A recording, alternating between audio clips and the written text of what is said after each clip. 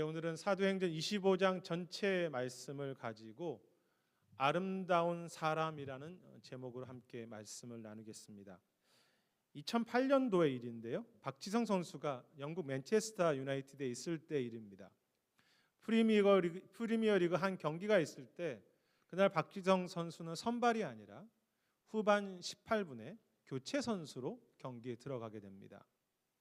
그가 경기했던 것은 약 20분 정도에 불과하지요. 하지만 룬이라는 선수가 있었는데 그 선수가 골을 넣을 때 매우 중요한 어시스트를 하게 되고요. 맨체스터 유나이티드가 그날 패하지 않는데 큰 역할을 하게 되면서 박지성 선수는 그 팀에서 그날 최고의 평점 레이스를 받게 됩니다. 유명한 선수가 많았죠. 호날두나 루니 같은 선수가 있었는데 그 선수들이 7점을 7포인트를 받았다면 박지성 선수는 8점이었습니다. 그날 스카이 스포츠라고 하는 그 기사에서 박지성을 위대한 조연, 그레이트 캐미오라고 하죠. 카메오라고 저희가 하는데 위대한 조연이라고 칭찬합니다.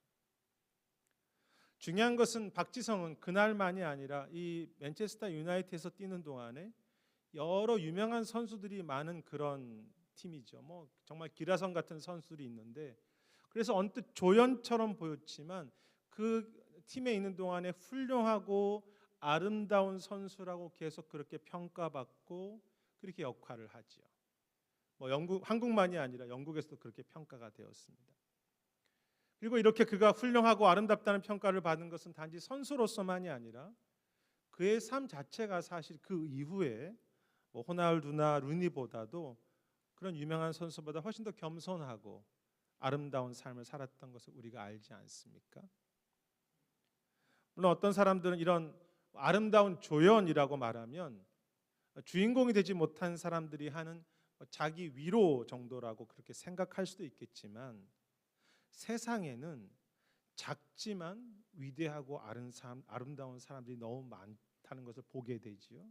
실제로 세상은 작지만 아름다운 사람들이 이끌어갑니다. 오케스트라 같은 경우도 보통 60명에서 120명 정도가 되게 되는데 그 한 사람 한 사람이 자기 역할을 잘 감당할 때 훌륭한 음악이 완성되기 때문에 그 작은 한 사람 한 사람의 연주자가 위대하고 소중하다고 말할 수 있고요. 한 영화 평론가의 말처럼 한국 영화가 지금 세계적으로 황금기라고 말하지 않습니까? 그렇게 된 것은 유명한 주인공도 많이 있지만 잘 드러나지 않는 그런 표현을 썼습니다. 빛나는 명품 조연들이 있기 때문이라고 했습니다.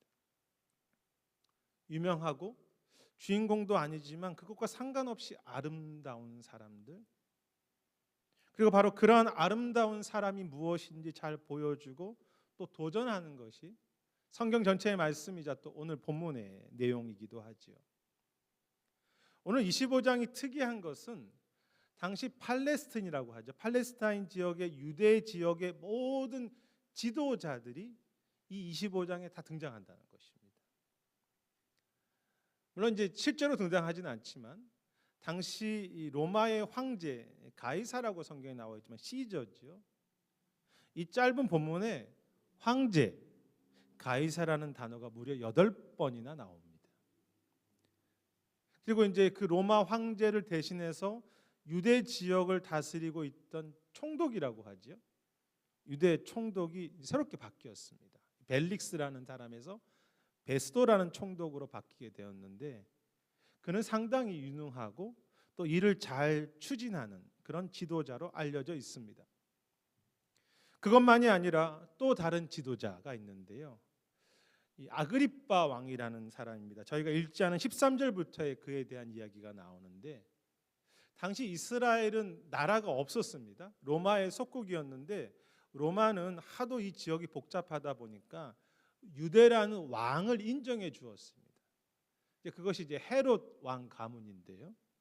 그 가문 중에 예수님에 있었던 그 헤롯 왕 가문 중에 손잡벌 되는 그런 아그리빠라고 하는 왕이 여기 나옵니다. 그는 자신의 여동생 베니게와 함께 이제 공주이죠. 새로운 부임한 베스도 총독을 만나러 온 것입니다. 그리고 우리가 읽었지만 대제사장들, 그 예루살렘에 있던 유대인들의 높은 사람들이 다 본문에 오늘 등장하지요. 어떻게 하다 보니까 이 세상의 모든 종교적 지도자들 혹은 정치 지도자들이 다 어떻게 하다 보니 감옥에 있는 바울 앞에 다 모이게 된 것입니다. 황제, 가이사, 또 총독, 유대 왕, 대제사장. 여러분, 이 사람들은 그 당시 상위 1%에 더 들어가는, 정말로 누가 보아도 성공했다고 말하는 사람이고 대단한 주인공 같은 역할을 하는 사람들인데요. 반면 바울은 죄수입니다. 죄수이고 아무런 타이틀도 없지요. 엑스트라처럼 보인다고 할까요? 한 성경학자는 이 25장에서 세상의 모든 화려한 지도자들과 죄수인 바울이 비교되고 있다고 그렇게 이야기합니다. 그런데 여기에 등장하는 지도자들 역시 우리가 지난주에 살핀 벨리스 총독만큼이나 그렇게 좋지 못합니다.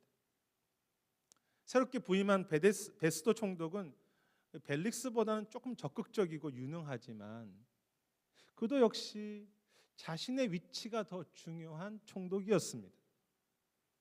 그래서 9절에 보면 유대인의 마음을 얻고자 했다고 했습니다. 어쩌면 그것이 세상의 리더들의 한계라고 할까요? 결국 자신의 위치가 중요한 지도자들. 또 아그리빠 왕과 베니게라고 하는 공주는 23절, 저희가 읽지 않았지만 23절에 보면 크게 위엄을 갖추고 아마 멋지게 옷을 입었겠죠. 그리고 아주 하면서 자리에 앉아서 이제 바울을 내려다보는 장면이 이 아그리빠 왕과 베니게의 모습입니다. 하지만 역사를 보면요, 이제 당시에는 이 왕들 가문 안에 이 형제 간에도 자매들 간에도 굉장히 복잡한 결혼 관계가 섞여 있는데 남매지간이지만 부적절한 관계로 그렇게 알려져 있었고 여러 가지 이유로 유대인들은 이 헤롯 가문을 우습게 생각했습니다. 정통 유대인이 아니거든요. 그리고 실제로 한 주석가에 하면 이 베니게는 요즘으로 말하면 마를린 몰로처럼 추문을 뿌리는 그런 여성이었다. 그러니까 유대인들은 하나도 아그리빠 왕이랑 베니게를 인정하지 않고 우습게 생각했습니다. 자신들은 내가 굉장히 아름답다고 이렇게 있지만 한편 그렇게 존경하는 종교 지도자 대제사장은 어떠했습니까? 자신의 위치와 이익을 지키기 위해서 유대인들을 선동하죠. 그리고 그 전보다 거짓말이 더 심해집니다. 종교 지도자인데 하나님을 섬긴다고 하는 사람인데 더 자신의 위치가 중요해지는 것입니다. 사실 여러분, 여기에 등장하는 모든 사람들은 정말로 많은 것을 가지고 있고요. 또 그들이 이룬 일도 대단합니다. 사실은 위치가 가장 최고의 위치에 있으니까. 하지만 전혀 아름답지 않습니다. 한 주석가는 죄송하지만 여기에 지도자들을 하찮은 리더들이라고 표현했습니다. 하찮은 리더들. 여기서 우리가 중요한 것을 깨닫게 되는데요. 여러분, 성경이 말하는 또 우리가 깨닫는 중요한 진리가 무엇입니까? 내가 가진 어떤 것이, 그것이 지식일 수 있겠고 성공일 수 있겠고 물질이든, 그리고 내가 하는 선한 행동마저도 나를 아름답게 만들지 못한다는 것이죠. 물론 우리는 선하게 수고해야 합니다. 하지만 그런 내가 가진 어떤 것이, 내가 하는 어떤 선한 행동이 나를 아름답게 하지는 못하지요. 아름다운 것처럼 보일 수 있게 할 수 있지만 실제로 아름답게 만들지 못한다는 것입니다. 그럼에도 불구하고 우리는 그 어떤 것을 통해서 내가 스스로 아름다워지려고 하고요. 그것이 있기 때문에 내가 그것 있으니까 그래도 좀 존귀하고 아름다운 사람이라고 착각하지요. 돈이든 내가 과거에 배웠던 내 어떤 학력이든 내 직업이든 심지어 교회 봉사가 나를 아름답게 한다고 생각하면서 그것을 붙잡고 살려고 하지만 사실 그것을 붙잡을수록 내가 추하다는 것을 모르는 것입니다. 내가 돈을 많이 가지고 있기 때문에 존귀하다. 사실은 그것의 추함을 모르는 것이죠. 정말 향기가 나는 꽃이 있는데 생각을 해보면서 그 꽃에다가 향수를 듬뿍 뿌린다고 한번 상상해 보십시오. 향기가 나는 꽃에다가 향수를 듬뿍 뿌린다. 그 듬뿍 뿌리는 향수가 원래 그 꽃의 그 은은한 진정한 향기를 방해하고요. 오히려 그것이 섞이면서 이상한 냄새가 되는 거죠. 꽃 냄새도 아니고 향수도 아니고. 진정한 꽃의 향기는 우리가 만들어낼 수 있는 것이 아닙니다. 제가 향수를 뿌리지 않는 이유가 거기에 있습니다. 제가 꽃인데 혹시 제 꽃의 향기가 방해될까 봐, 물론 향수 뿌리는 분들을 제가 디스하는 건 아닙니다. 그래도 감동들이 좀 있으시네요. 일부에서는 굉장히 아멘이 크게 나왔는데요. 내가 가진 어떤 것이나 내 어떤 수고가 나를 아름답게 만들지 않습니다. 마치 모든 위엄을 갖추고 멋지게 차려입고 자신의 왕이라는 포지션으로 살지만 사실은 부끄럽다는 것을 모르는 아그리빠 왕처럼 어떤 것을 붙잡는 것이 더 나를 추하게 하고 냄새나게 하는데도 나만 잘 모르는 것이죠. 잘 아시는 김형석 교수님이라는 분이 계십니다. 우리 믿음의 스승이자 이제 90세를 훨씬 넘게 사시면서 또 학자이시기도 한데요. 그가 쓴 선하고 아름다운 삶을 위하여라는 책이 있습니다. 이 책을 이번에 지난주에 읽어보았는데 이 책은 교수님의 평생에 살아왔던 그 삶의 그 젊었을부터 나이 들 때까지 이야기들을 적고 있기 때문에 그가 했던 많은 수고들을 기록하고 있습니다. 참 많이 수고하신 분이거든요. 또 귀하신 분이고. 하지만 그 책에 흐르고 있는 핵심은 내가 만드는 아름다운 인생이 아니라 수고는 많이 했지만 그 핵심은 주님을 만났던 일 젊었을 때, 그리고 주님이 자기를 인도하신 일, 주님의 은혜, 그 말씀, 그것이 책의 핵심이었습니다.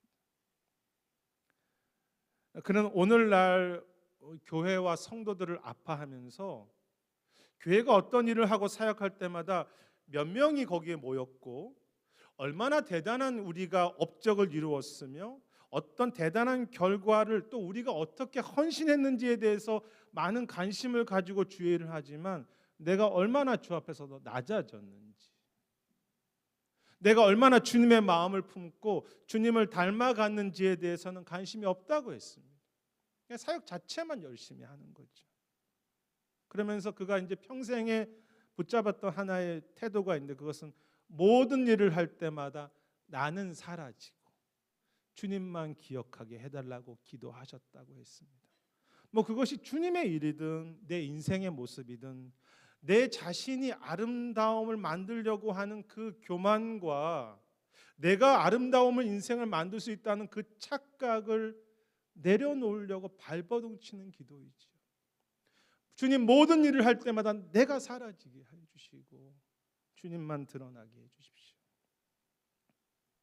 아픈 사실은 이 교수님 말처럼 오늘날 교회와 성도들이 다 그렇지는 않지만 많이 가지고 많이 배우고 높아진 것을 아름다움이라고 생각하기도 하고요.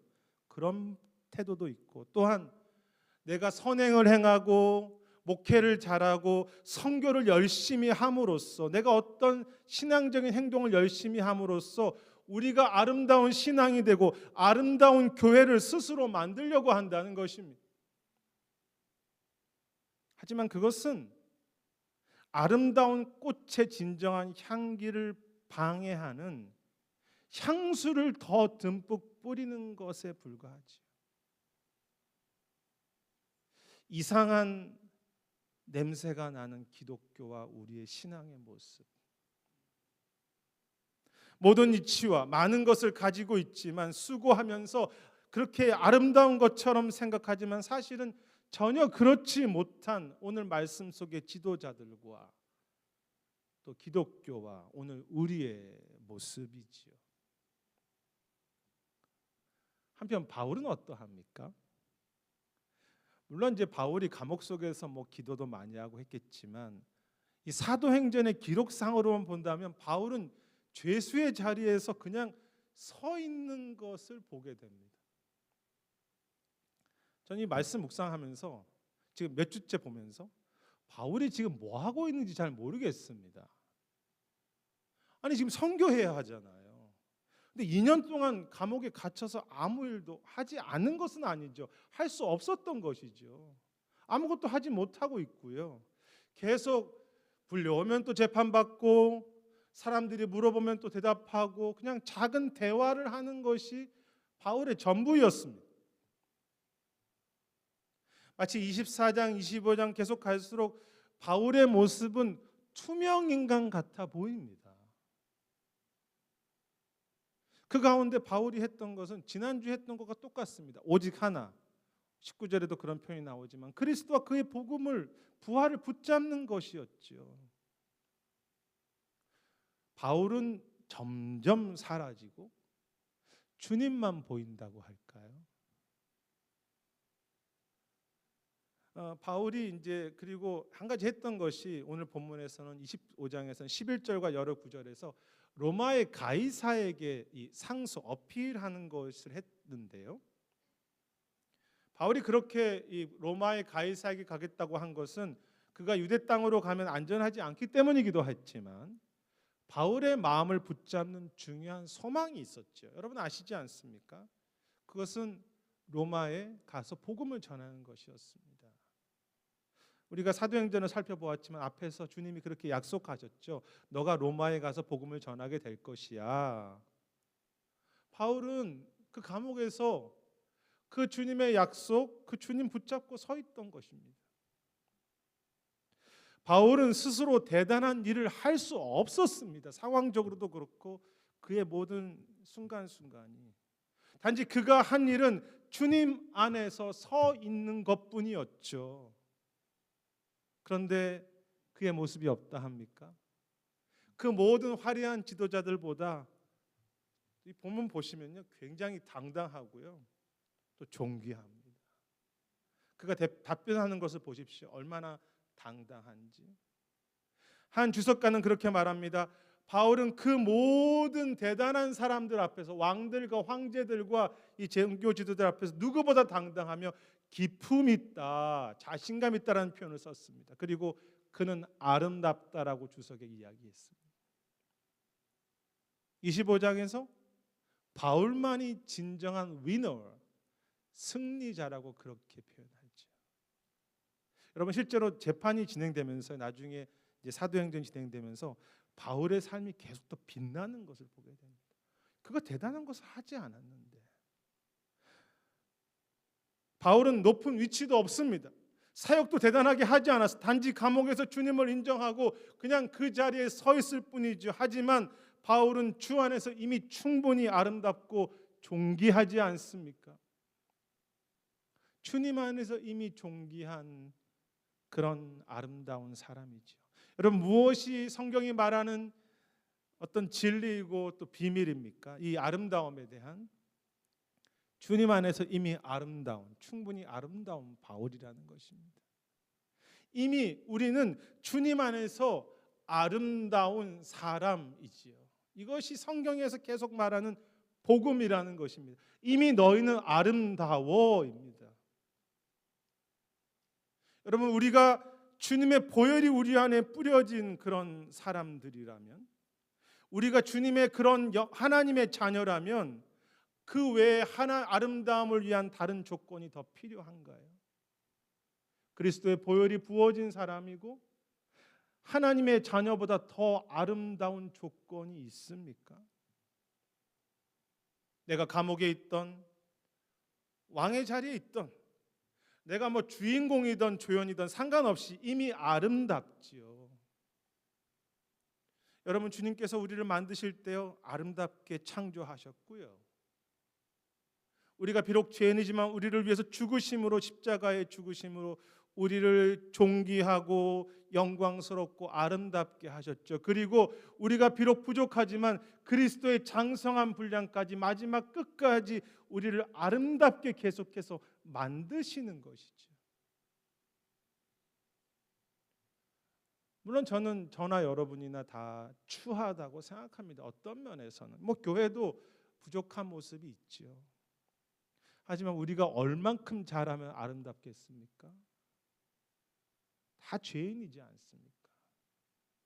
내가 완벽하기에 아름다운 사람이 되는 것이 아니라요, 아름다우신 주님이 내 안에 계시기 때문에, 아름다운 분이 내 안에 계시기 때문에 이미 아름다운 사람이며, 그 주님께서 계속 그 아름다움을 마지막 그 주 앞에 서는 날까지 계속 만들어 가시는 거죠.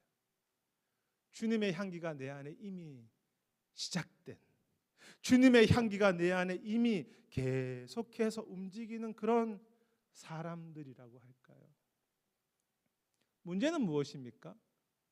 앞에 살핀 것처럼 내가 가진 어떤 것으로, 내가 행하는 어떤 것을 아름다움이라고 생각하면서 그것을 붙잡느라고 내가 주 안에서 이미 얼마나 아름다운 사람인지를 놓친다는 것이죠.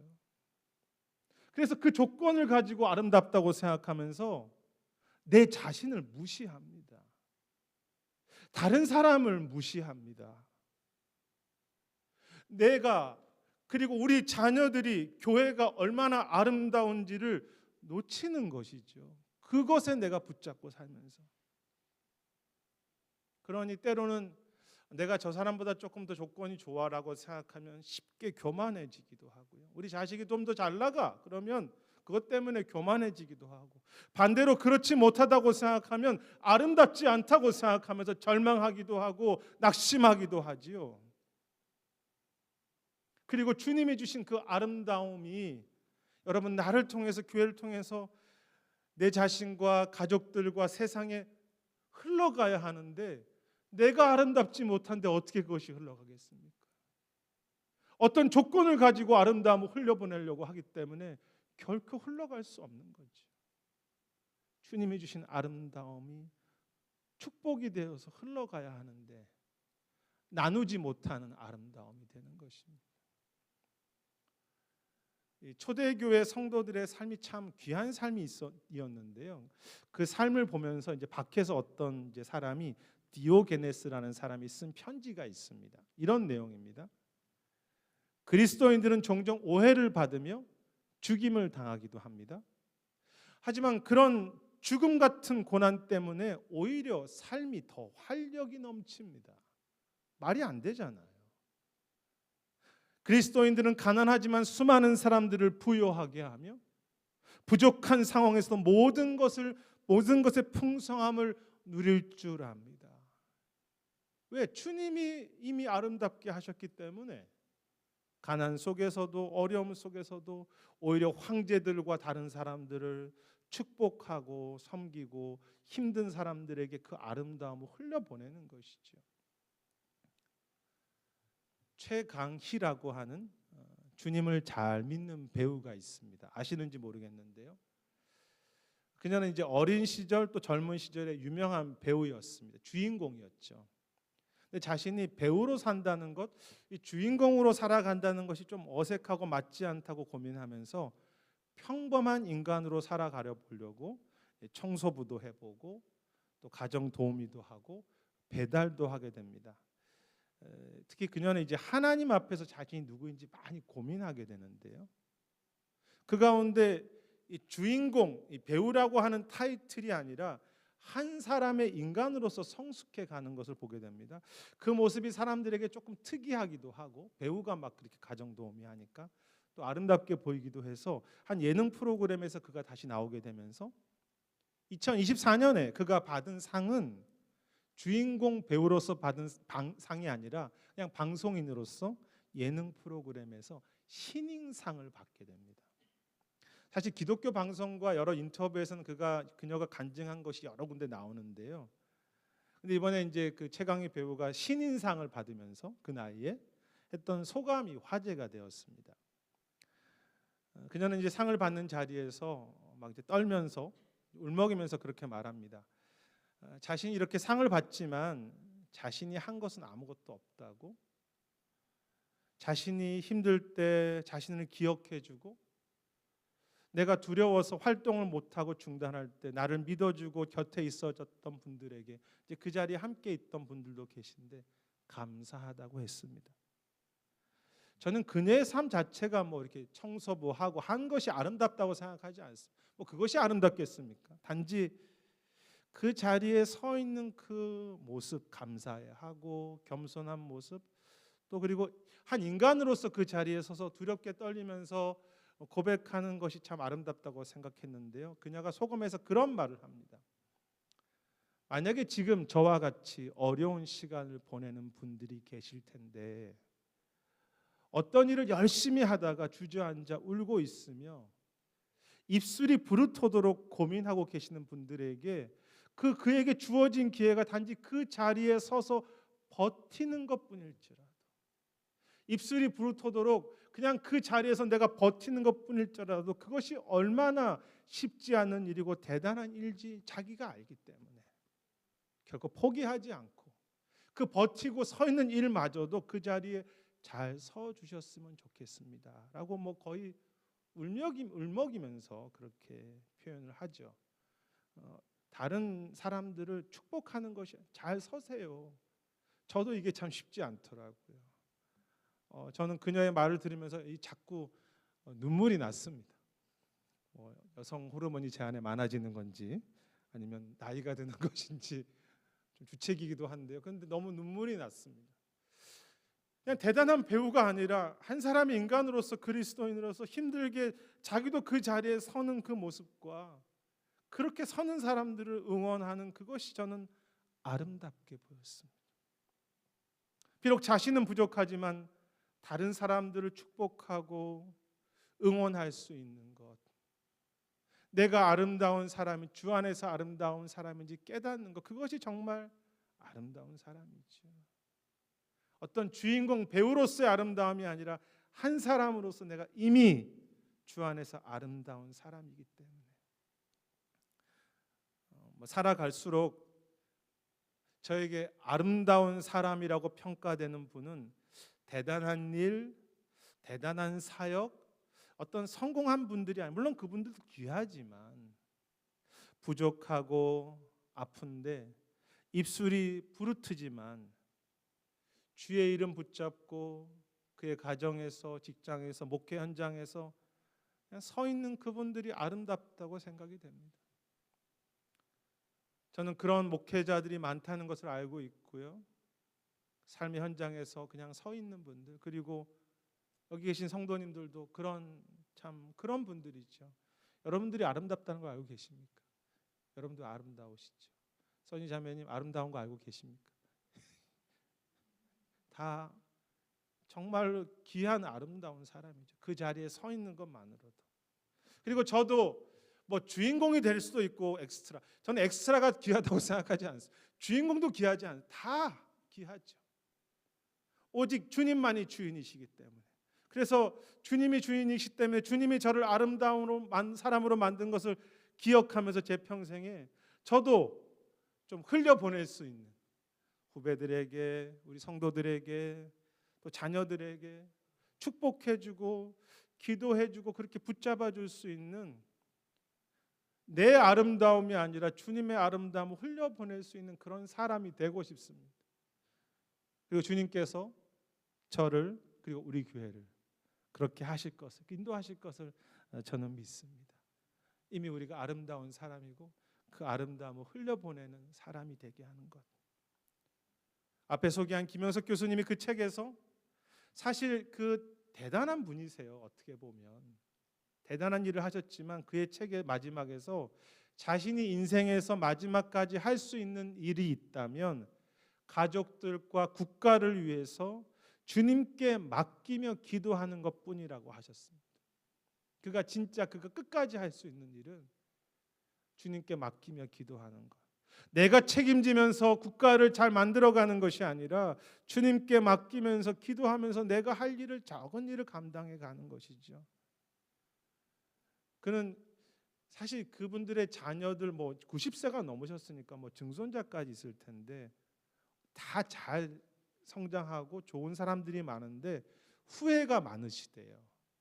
어떤 후회냐 하면 좀 더 주님의 마음으로 그 자녀들의 개성을, 그 주님의 마음으로 자녀들의 존귀함을 보지 못하고 키우지 못한 것을 후회한다고 했습니다. 그냥 그 자녀들의 개성보다는 그냥 세상의 기준으로 잘 나가기를 바랄 때가 이 기독교 지도자이지만 자기도 그 안에 그런 실수가 많았다는 것이지요. 그래서 가정을, 자녀를 온전히 주께 맡기고 믿음으로 소망하는 것이 이 책 뒷부분에 보면 참 어렵다고 했습니다. 하지만 이제 그런 고백을 하시더라고요.